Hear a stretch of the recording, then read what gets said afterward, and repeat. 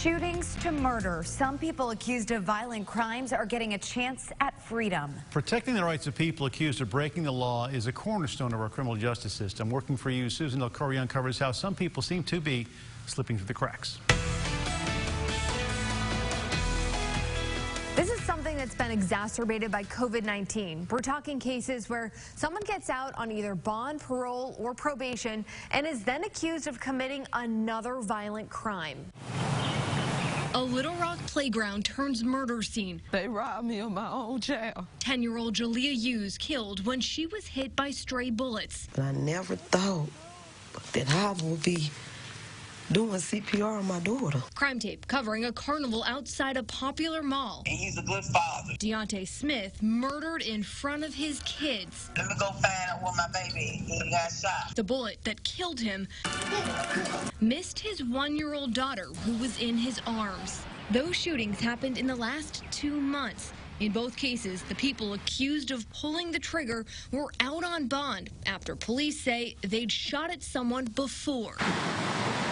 Each got a chance at freedom while waiting for trial, a decision that falls on judges. It's a balancing act. Former Judge Chris Piazza retired from Pulaski County Circuit Court at the end of 2020 after serving almost 3 decades on the bench. You've got to weigh the protection of society to someone who has a history, a violent history, versus being incarcerated until they can have their day in front of the jury. He says things got more complicated when COVID-19 closed courts and pressured judges to reconsider bond. In my court, you know, I could get a jury trial within 6 months. And now those cases are all being pushed. Piazza knows there are times when someone gets out of jail only to end up back behind bars. It's difficult sometimes to make that call. And sometimes when you have a more serious case, you want to err on the side of incarceration. Some question if warning signs were missed before Jalea's murder at Boyle Park.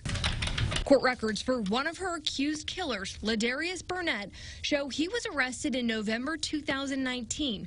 Prosecutors say he shot a teenager 7 times. His bond was set at $30,000. 5 months after he got out, prosecutors filed this, saying Burnett was involved in another shooting, and there's video of him holding a gun and firing it.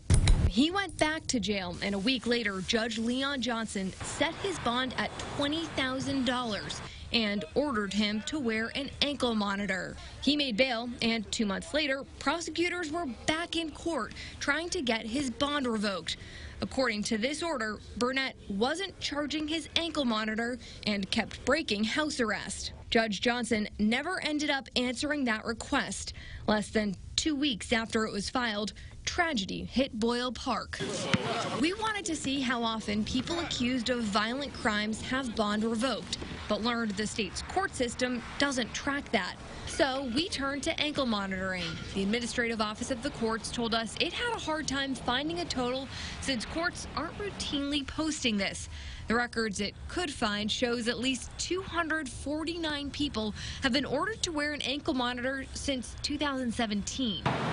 Making sure people follow court orders after they're sentenced falls on probation and parole agents at the Department of Community Corrections. You never know what's going to be on the other side of the door. We rode along as Brian Paget went on home visits. We supervise anything from hot checks to murders to sex offenders to misdemeanors.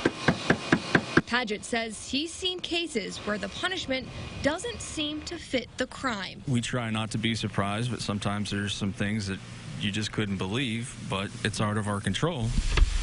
What is in his hands is making sure each person he's assigned follows the rules. And if they don't, reporting that, leaving the final decision on what to do next up to the judge or parole board. We just handle it and go on and make sure that everybody's held accountable. It all goes back to a balance of justice. But for families caught in the middle like Jalea's, They took my baby. they keep questioning if something could have prevented their loss. We reached out to several prosecutors. None wanted to talk on the record, saying they don't want to jeopardize their cases or relationships with judges. Last year, the Arkansas Supreme Court told judges to review bond for cases where it wasn't given or where the person hadn't been able to make bail in a year. That's something they'll have to keep doing, with many courts facing a large backlog of cases because of COVID. Back to you.